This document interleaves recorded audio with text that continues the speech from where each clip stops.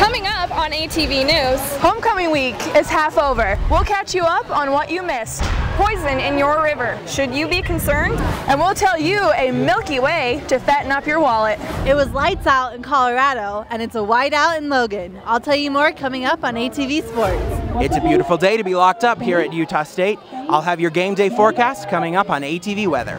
All that and more on this week's ATV News.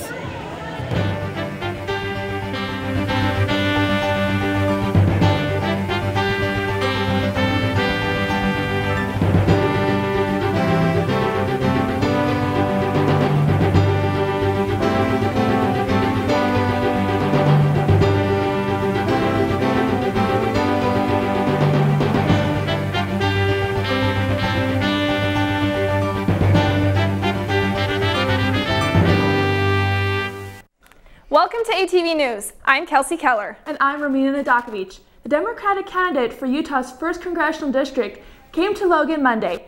Donna McAleer met with students and community members to talk about what she would change if she was elected.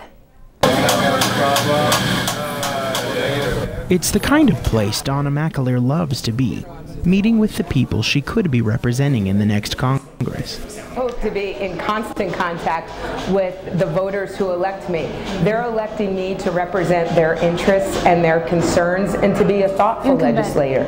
So that's going to involve communication in many ways, through email, through social media, through phone calls, through visits. Because for McAleer, this election is about much more than personal status. Over the last several years, like so many other Utahns, I have just been disgusted with the gridlock, the obstructionism, and the partisanship in Congress. And that's exactly why the USU College Democrats invited her to campus. We feel that she's an incredibly strong candidate. We like to bring the student body and the community in to hear these candidates speak so that they can be more informed about the local political issues that are affecting everybody, particularly in an election year. One of those issues is financial aid for college students, and McAleer says the federal government could do more to help. We need to keep college affordable and accessible for everyone. And we need to strengthen financial aid programs, Pell Grants. We need to help students so that they're not spending 6-8 years at college. Because that help could mean the difference between getting a college degree and not. Kelton Wells, ATV News. McAleer faces 5-term incumbent Rob Bishop in November's election. It's homecoming week here at USU. Events this year kicked off with the annual street painting competition Monday night. Clubs from around campus gathered along Aggie Boulevard to paint designs in celebration of Utah State. Both ASUSU and the Alumni Association worked to plan this year's celebration in hopes that it can help add to the Aggie spirit. You know, coming here to Utah State, we want to make sure students have traditions and they know what their traditions are. And this is just the perfect platform to do so. That students can, you know, if they've never been to a football game, I mean, this is the one to be at. For a lot of our alumni, it's a reason to come back to campus. And it provides an opportunity for them to come back and have a lot of things for them and their families to do while they're here. We've got a fair number that come from out of state that are excited because they booked their flight tickets and tickets to the game, and they come and bring their families and get involved in all the activities they can. Events for homecoming continue throughout the week, including the homecoming dance and True Aggie Night on Friday, as well as the homecoming parade Saturday morning. For more information, visit www.usu.edu/homecoming. Fires, floods, and mudslides. Natural disasters like these can rip your home and sometimes life apart. Ryan Humphreys tells you how one man has found a way to keep your home safe. A new development has been created to build houses that are completely concrete from the foundation up to the roof. There's a big demand for concrete homes, especially concrete clad homes, which is in itself a brand new concept. Every year, thousands of homes are destroyed from natural disasters. Look what we had here, all those wildfires in Colorado. If you had a house that was an all concrete shell, I wouldn't suggest you stay in the house during a fire, but your house will weather it. It might be a little singed and scorched, but the structure is not going to catch fire. If it's properly built, a concrete-clad home can withstand tornadoes, hurricanes, wildland fires, a huge array of natural problems that we deal with here in the United States and actually all around the world. Having an all-concrete home will cut down your utility bill, Greg says. Typical concrete home will see maybe half the cost of what a normal house would be, whether that be air conditioning or heating. We pump a lot of air bubbles, tiny, minuscule air bubbles into the concrete with the foaming agent, and it creates a great insulation barrier between hot and cold from the outside to the inside. There are other ways to build a concrete house, but not for this low of a price. Our system is a fraction of the cost of that because we don't rely on the styrofoam. The actual device is called a spider tie. It connects two pieces of plywood to form a channel where the concrete will go. Ryan Humphreys, ATV News. For more information on this new design, visit spidertie.com. The Department of Wildlife Resources worked last week to rid Logan Canyon's right-hand fork of an invasive species known as the brown trout. Steve Crass talked to a few of the workers last week. Steve, what exactly did they do? They actually dumped poisonous chemicals into the river. And while that may sound a bit scary, the DWR assures us that it's completely safe and also very effective. Here's why. If you drove through Right-Hand Fork last week, you may have seen this sign, warning you not to enter the water while it was being treated with chemicals. The purple you see in this water is due to potassium permanganate, and it's being dumped out of this machine to decontaminate the Right-Hand Fork section of Logan Canyon from a poison known as rotenone. It's all part of a project by the Division of Wildlife Resources to remove the non-native brown trout from Utah's waters. Brown trout aren't native to the United States. In a few systems around, we're trying to remove them so that we can have viable populations of cutthroat trout. The DWR says the chemical rotenone is derived from tree roots and has been used in South America for centuries. When a fish ingests or when they breathe it in, it transfers across the gills, and then at the cellular level, it inhibits the uptake of oxygen. The rotenone was dropped in upstream from this dammed up section of the river. That way the DWR could pinpoint the exact place the fish were allowed to live. The DWR also stressed that while the dosage of these chemicals are harmful to fish, they do not have any effect on humans or any larger animals. Mammals and birds would have to ingest just an astronomical amount of the water, since we've diluted it in order to have any lethal consequences. The right-hand fork of the Logan will be fishless for a year. Next year we will retreat to make sure that we didn't miss any fish, and then we will restock it next fall with cutthroat trout. Now guys, keep in mind that Right-Hand Fork Canyon is actually 15 miles up from the mouth of the canyon, which you see behind me. And also, the DWS says the chemicals they used were diluted about 200 yards down from where they originally dumped them in. So they say it's completely safe. There won't be any fishing for at least a year, but there won't be any more invasive species harming the ecosystem either. Back to you guys. Great, thanks Steve. When we come back, local business owners show you how a fallen tree can spruce up your home. And later, a race fit for a game show will show you what makes this competition so unique. So, are you going out tonight? I can't. My parents say I have to be home right after work. That's so gay. Totally gay. Ugh, that is so Emma and Julia. Why are you saying that's so Emma and Julia? Well, you know, when something is dumb or stupid, you say that's so Emma and Julia. Who says that? Everyone. Imagine if who you are were used as an insult. When you say that's so gay, do you realize what you say? Knock it off.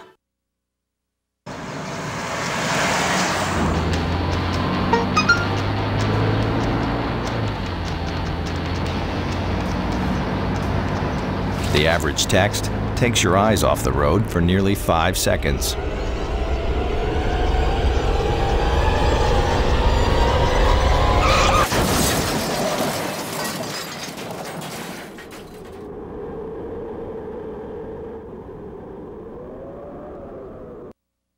The leaves are starting to fall, and sadly, so are some of your trees. Emily Landine tells how you can get a piece of history in your home.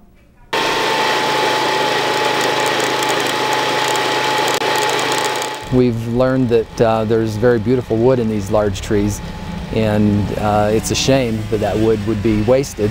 To say that we have a wood product in our home that came from a tree down the street that was planted by a pioneer 150 years ago, to me is exciting. The tree is 80 years old. How much of history has that tree seen? To some people, they might consider it a defect, like a crotch or a knot or even a nail.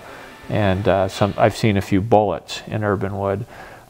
Instead of throwing that out, you incorporate it in. The beauty of this wood is there's nothing regular about it. Okay. The coloring in the tree, you get more color variation in an urban tree.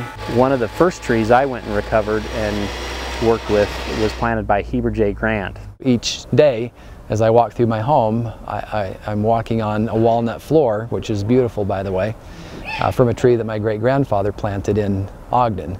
Much of the wood we have here today on this lot comes from those trees that were planted in front of the Brigham City Temple, and we're calling that wood Temple Sycamore. And I feel like there's a lot of ourselves in this home. I feel represented. Just like a lot of families have heirlooms, they've got something for their grandmother or something. It has a story and a history. The Malmstrom said this art conveys a feeling of heritage into your very home. You can see a lot of urban wood at the upcoming Harvest Festival beginning September 30th. Tractors roll down Aggie Boulevard, some with tires bigger than you, to wrap up Ag Week and pay tribute to the Aggie students and faculty who were killed 7 years ago today. Students and supporters were cheering all along Aggie Boulevard on Friday to watch the tractor parade and to finish off Ag Week at Utah State. Utah State's a land-grant university, so our roots are in agriculture, and I think a lot of students don't realize what being at a land-grant university even means, and so this kind of... Hopefully it opens their eyes. Hopefully you give them a new chance to get involved and see what there is part of the university. Planning the parade takes weeks of preparation, and many of the tractors are borrowed from local dealerships. Each tractor is worth $150,000 to $300,000. These tractors we get actually, the majority of them we get donated from local dealerships, from Preston, Logan, Tremont. We have to scrounge a little bit more, but we have such great support from our local dealerships. And then we have some within the department that we also put into the parade. So, but yeah, it's usually somewhere between $2 to $3 million in donated equipment for the parade. New to the Department of Agriculture this year was also the aviation program. And although it's more of a celebration now, that isn't how the parade started out. It was actually started in 2006. Scott Wingsgard, who was the other instructor, and myself started it. And we did it kind of as a memorial to those that were killed in the van accident back in 2004, 2005. Because we have that monument now, the memorial behind the new ag building, a couple years ago we started to convert it over to just a celebration of agriculture. And that's when we started having the clubs get involved with floats and activities. Katrina Warburton, ATV News. If you'd like to visit the memorial, it's located on campus just north of USU's new Ag Science building. Utah State needs your help to keep their Aggie ice cream and other products tasting delicious. Caesar is outside to tell us how you can get in on the action. Hey Caesar, looking a little thirsty there. I can't get enough out of this milk, but too bad I had to pay for it. But there's a place on campus where you can get money doing just that. The second sample? Every Tuesday at 10 a.m., a test is conducted in the Nutrition and Food Sciences Building, room 209, where dozens of people gather in line just to drink milk. The reason? This particular test that we're doing with milk is a food company that contacted the Western Dairy Center, that is also a center that runs out of the Nutrition and Food Science Department. And they wanted to evaluate the flavor of the milk as a function of storage. So we store the milk as a function of time, and every week we give it to the panelists, to the consumers, and we ask them how much they like the milk. They're all pretty fresh. They're a variety of different kinds. It's pretty different. I really like coming here just because it's fun just to kind of have the experience to be able to just kind of sit here and do my homework, and then I can get a free ice cream at the end. I came because I like milk, and then I found out you get money and milk, ice cream, so it's it's a win-win for everything. They have a little punch card, and so just if you come multiple times and you get free money, which who doesn't want free money? So the panel has been going on since August, and it will go all the way down to the end of October. Cesar Abbott, ATV News. If you haven't been yet, there's still 5 more sessions you can go to and earn a little cash. Back to you guys. Thanks, Caesar. When we come back, Kelton Wells will have your weather forecast. G-morning, sunshine. Wakey, wakey. Text me. Are your parents home later? We can hang. LUV, love you. JK. Holla back.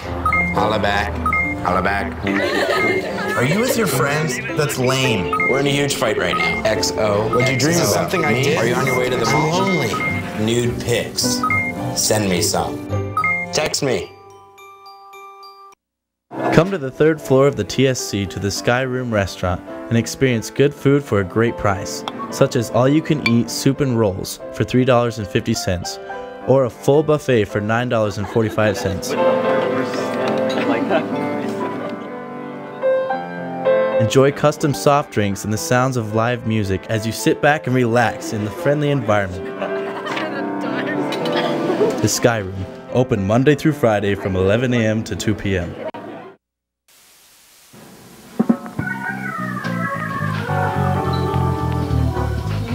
The Copy Center on the 1st floor of the TSC is open Monday through Friday, 7 to 6 for all your document needs. Let the trained staff help you print important documents. Services include binding, color copies, custom gifts from your favorite photos, and last-minute items like pencils, report covers, and especially Scantrons. The Copy Center. We're here to help. Hey Aggies, welcome to ATV Weather. I'm Kelton Wells. As you can see here, we have partly cloudy but beautiful skies here in Cache Valley today. The bad inversion that was hovering over us last week has moved out, and that's welcome relief. Those wildfires that were contributing to the smog last week are still a problem, with several burning along the eastern Great Basin and the northern Rocky Mountains. They're causing some significant air problems for some western states, but we haven't been affected in Logan because of a unique low pressure system. This pressure area hovering over Cache Valley is creating a counterclockwise airflow, which is keeping the smoke and the smog cleared out. This system is very slow moving, but by tomorrow it begins to move toward the east, and by Friday a high pressure system develops to the north and the south of us, which should bring us some warmer weather. Temperatures throughout the U.S. remain pretty moderate, with the coolest areas in the Great Lakes region and the warmest in Southern California and Arizona. Our 5-day forecast has a high of 71 today and a low with a 20% chance of isolated thunderstorms, but that should clear up tonight with a low of 39. The next few days are mostly sunny as the high pressure center moves in with a high of 74 and a low of 41 on Thursday. Friday we should have a high of about 76 and a low of 40. Then Saturday brings us a high of 78, and Sunday we could be back to 80-degree weather. That's your ATV weather for this week. We'll be back with sports.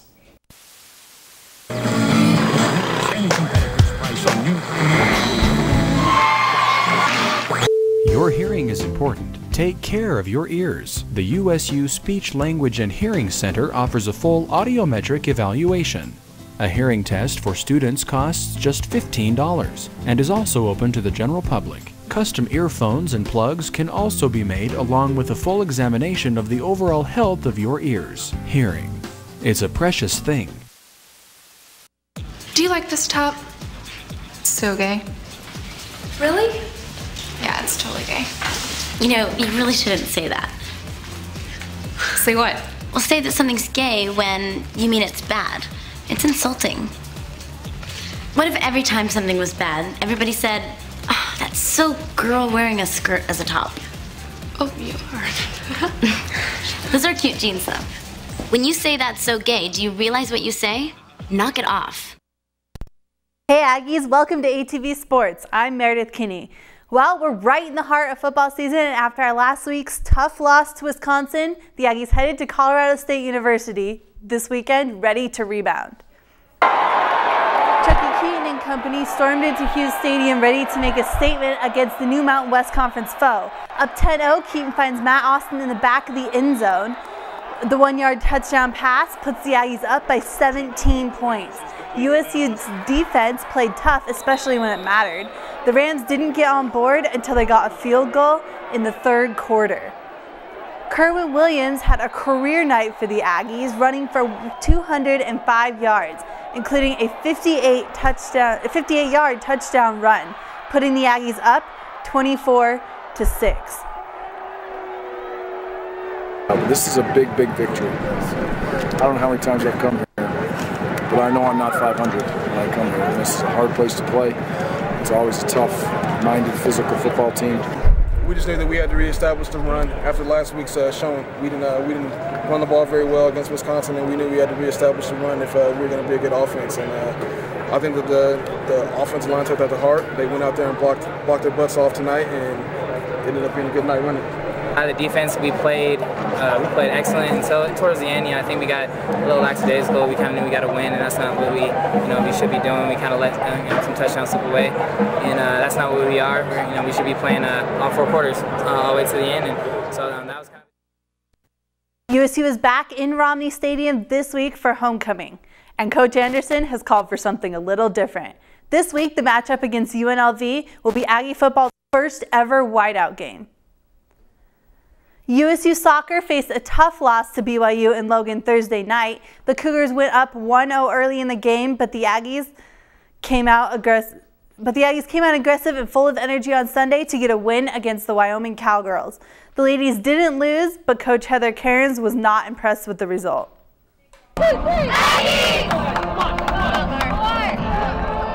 It was another tie in double overtime for the Aggies as they faced the Wyoming Cowgirls.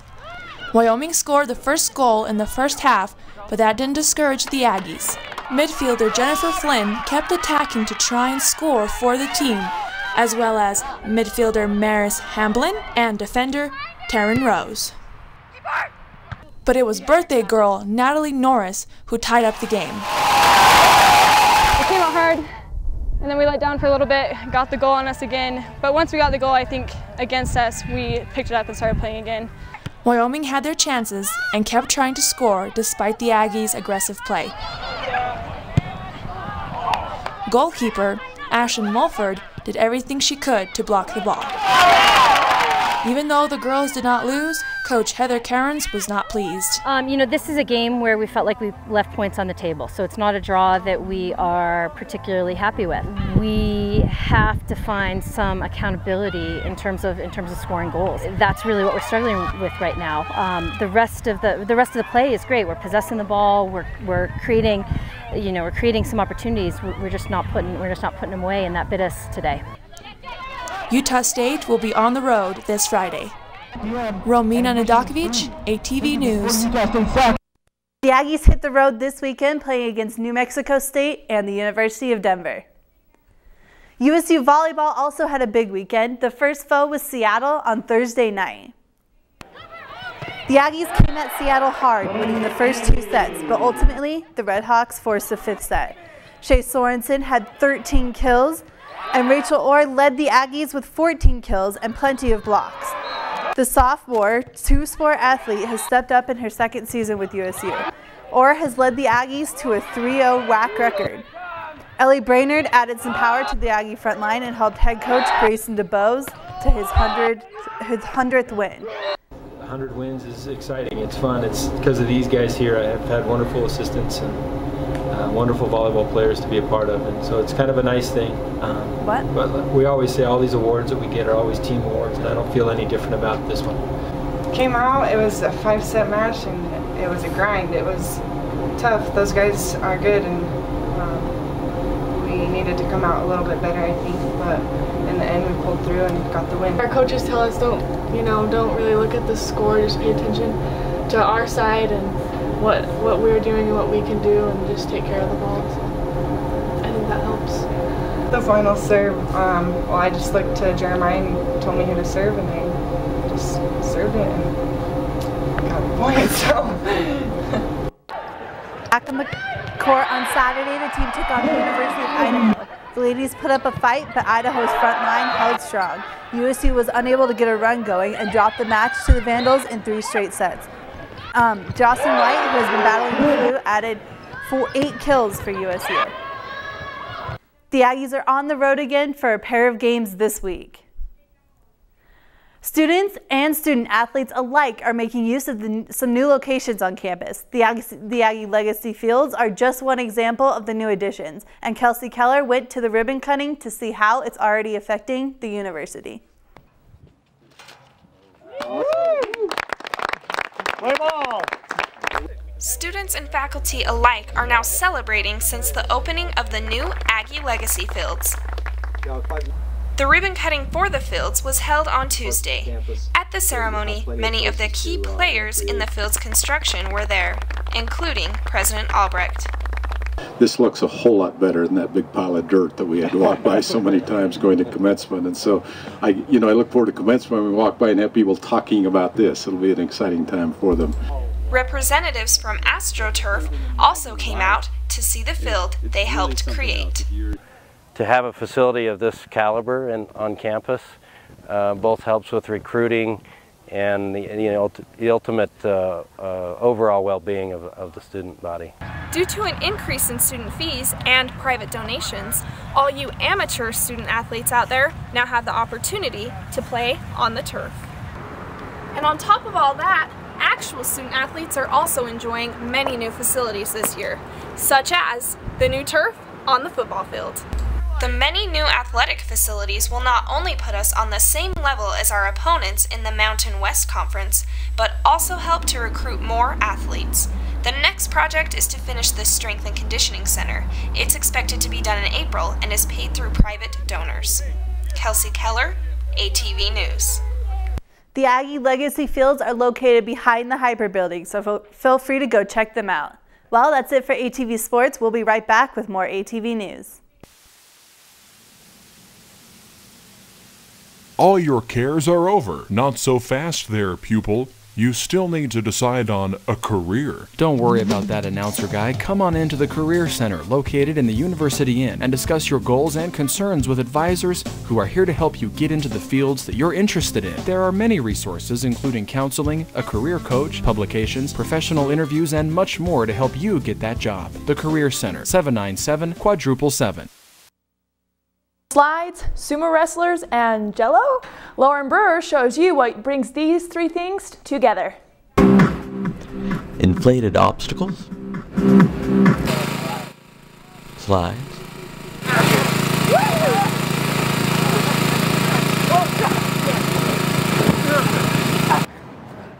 and sumo wrestlers. All were part of the Great Inflatable Race. Last Saturday, students and Valley residents raced around 14 different obstacles placed around Utah State University. Finishing the race, participants slid off the Jello slide. I thought of this race about a year ago, last September, and I was sitting there one day at work and I had a great idea to do a race with inflatables. So this has been a year in the making. Everybody's been having a great time. It was a success.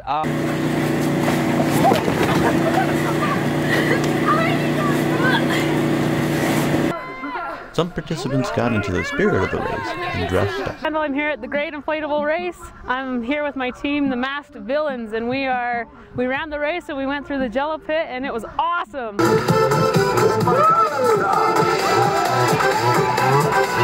We didn't have as many people show up as we wanted to, but we had a very good turnout for a first-year event. We hope to make this a yearly event here at Utah State University. Lauren Brewer, ATV News. I don't know about you, Romina, but I am craving some Jello now, but maybe not some that people have been rolling in. Me either. And if you missed out on the fun, keep an eye on the Aggie events calendar because they're always up to something messy. Thanks for watching ATV News. I'm Romina Nadakovich. And I'm Kelsey Keller. Have a great week, Aggies.